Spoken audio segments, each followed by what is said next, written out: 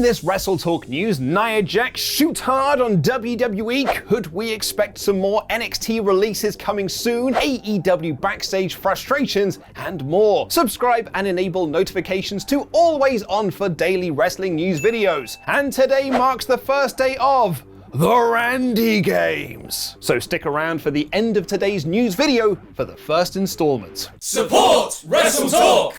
Last week, former WWE star Ember Moon, now going by Athena, who recently won the Warriors Women's Championship in an excellent triple threat match, spoke with Chris Van Vliet where she talked about her unhappiness in WWE, citing specifically a meeting where NXT talent were told to dress more sexy. In the interview, while describing her frustrations with WWE, she recalled, "We would have to sit through stupid meetings about how we'd have to dress sexy. Remember looking at someone else and laughing. I cater to children. I'm not about to wear fishnet booty butt cheek shorts because we had a 2-hour meeting about how to dress like Mandy Rose. That's not fair. Mandy is absolutely phenomenal and an amazing person, but not everyone is Mandy Rose." Fightful Select followed up on this quote, saying that these meetings were under the guise of fashion consulting and fashion aid, and while dress sexier was never said, was certainly implied. They also noted that several women refused to go to these meetings. And now former WWE star Nia Jax has seemingly waded into the conversation.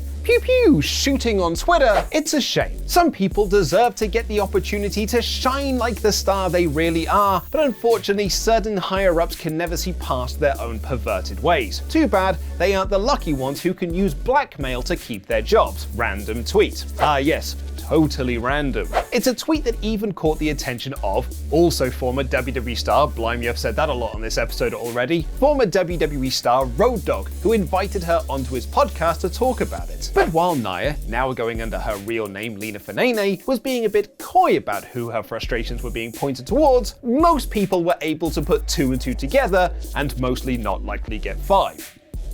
Johnny Ace, innit? Going back to Fightful Select's report that followed up on Athena's interview with CVV, Sean Ross Sapp noted that several members of talent that he spoke to directly about the dress sexy meetings were pointing the finger at John Laurinaitis, as this change happened when he gained more power backstage in NXT. Athena even said in that interview that she started seeing this downslope as soon as Hunter was gone from NXT. It also ties into a report from Fightful Select back in March last year, when Johnny Ace was put back in charge of talent relations, because there were talent then that were concerned of this change, as he holds the Divas era of WWE in higher regard than he does the current state of women's wrestling, i.e. shorter matches, sexier outfits, and gimmick battle royals designed to fulfill your fantasies. But it could also just be Johnny Ace being a glad-handed, nonsensical douchebag yes man who is just doing what he's told. As Fightful Select reported last year that Vince McMahon himself suggested that NXT 2.0 be a bit edgier, which included having more lenience regarding what women wear on TV. What do you make of Nia Jax's comments? Let me know in the comments down below. And perhaps these reports and interview quotes could explain why WWE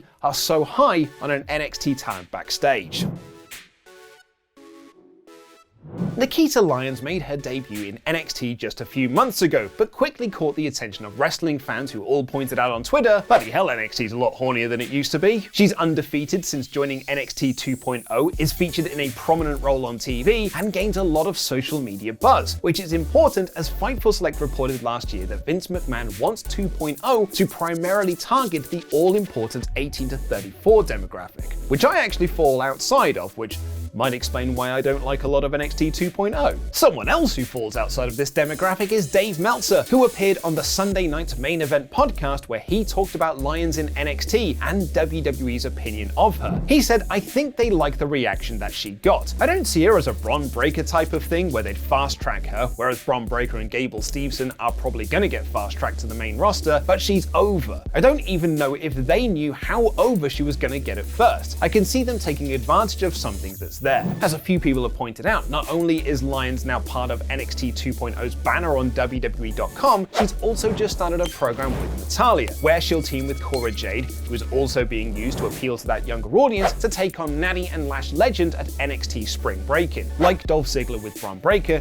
Natalya presumably has been moved to NXT for a short period of time to work with younger talent and help them improve, and ultimately put them over. It also means that Lyons may not be part of the next round of NXT cuts, although given how prominent Dexter Lumis was on TV before he was cut, Nothing's for certain these days. Lumis was part of 10 NXT releases that happened last Friday, along with notable names like Dakota Kai, Haaland, and Persia Parada. While tweeting about the news of the releases, Sean Ross Sapp noted at one point that he wasn't expecting any more names, but then just a few moments later got word that Lumis had also been added to the list, which suggests that everything in WWE right now is in flux. And according to Dave Meltzer, there could be more cuts along the way. He said on Wrestling Observer Radio, "There's people in the company who think that's not it, in the sense that I've heard rumblings about more." Meltzer doesn't give a time frame on these releases, but given that WWE has released over 100 names in the last couple of years, it's hardly surprising that there could be more releases coming. One of the other notable names in that list of released NXT stars was Malcom Bivens. Fightful Select reported that Bivens was offered a new deal by WWE, as his was set to expire in early 2023, but he turned it down. And we've now learned that part of that deal included a main roster call-up. Sean Ross Sapp, via a new Fightful Select report, is saying that Bivens was pitched to be the manager of Omos on the main roster, before the plan was solidified that it would be MVP turning on Bobby Lashley. SRS also notes that LA Knight was considered for the role, before presumably shifting him over to his Knight model agency stable that's yet to debut on TV. Bivens reportedly had no desires to re-sign with WWE despite the pitches. As for Dakota Kai, who did have several WWE Dark matches and was seemingly in line for a main roster call-up, reportedly had no solid direction, plan, or firm ideas, according to Fightful Select, and WWE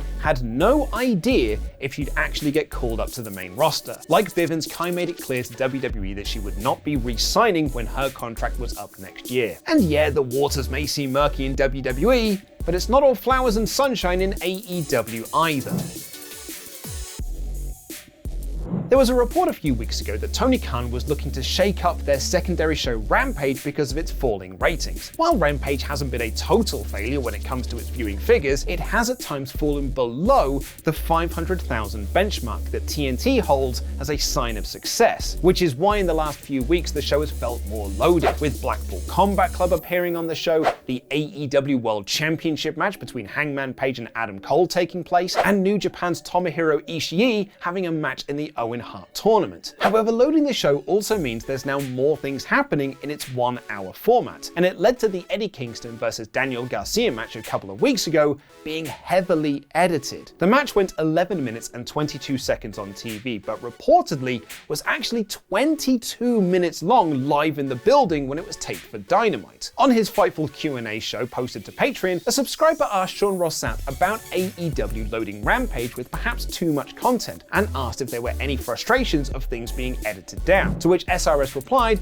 "I've only heard of a little bit of frustration regarding that lately. From what I understand, that's something they want to avoid doing in the future." That was from the people that I asked about the Eddie Kingston versus Daniel Garcia match that was edited down. Since Khan made the changes to Rampage, the show has been more consistent in being over that 500,000 benchmark, but not by much. And seeing as that we didn't get any WWE approved press reporting on fast national numbers over the weekend, one would presume that this week's Rampage also did over 500,000 views, but my guess would be not by much. But now it's time for the first installment of The Randy Games, where Andy Datson will try and best all of the WrestleTalk elders in direct head-to-head competition to earn his spot as a WrestleTalk news attainer and host more editions of the WrestleTalk news. Let the Randy Games begin.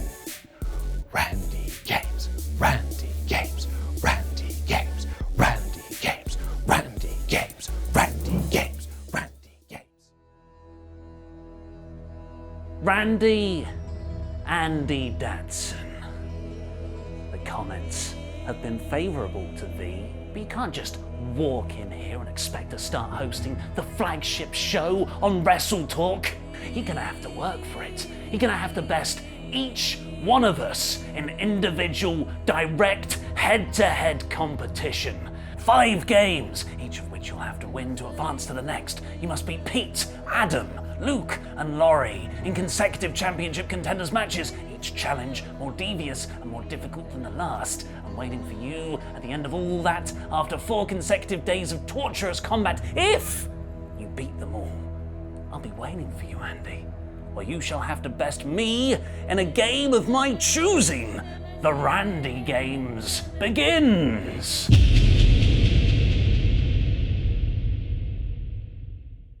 I mean, when she cuddles me from behind, it just feels like I'm protected, you know.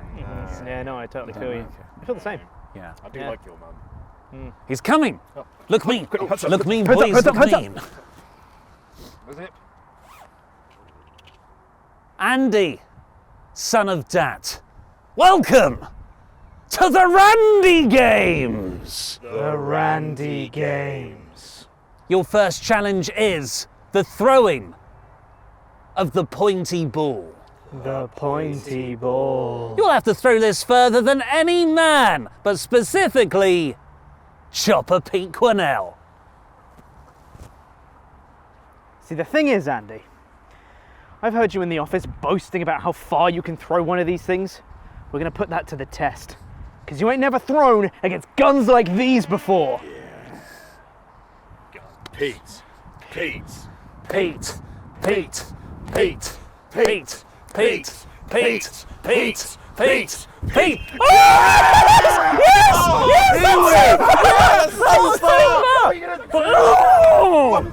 Yes! You got him! It's good! You are done, Datsun! Good! Andy Dunson! How far it went! Oh! Look at him go!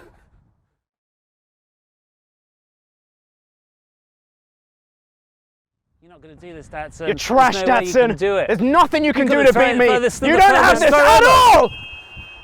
Oh. Ow. Oh, that's quite far. Wait. Wait for the measurement to come in. Yeah. Is Might it still have further? this. Is it further? He's walking that way, Yeah, like away from us. that's quite far. I It think. feels like it's further. Well, let's not count this one out, lads. No, might still. Ah,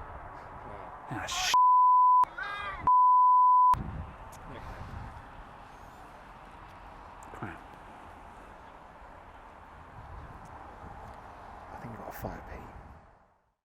To be honest, I really thought Pete was going to win. Yeah, no, I thought he had a better arm than that. Hey! Yes, well. You might have won the first round, Andy Datsun, but you won't be able to book it better in the second game against Adam Blompier. Adam Blompier. In the Randy Games continues! Randy Games, Randy Games, Randy Games, Randy Games, Randy Games, Randy Games, Randy Games. Oh my god, it was a big hand! How did no one see that? Great camera work. You said there was something. Yeah. You said there was something. Great camera work.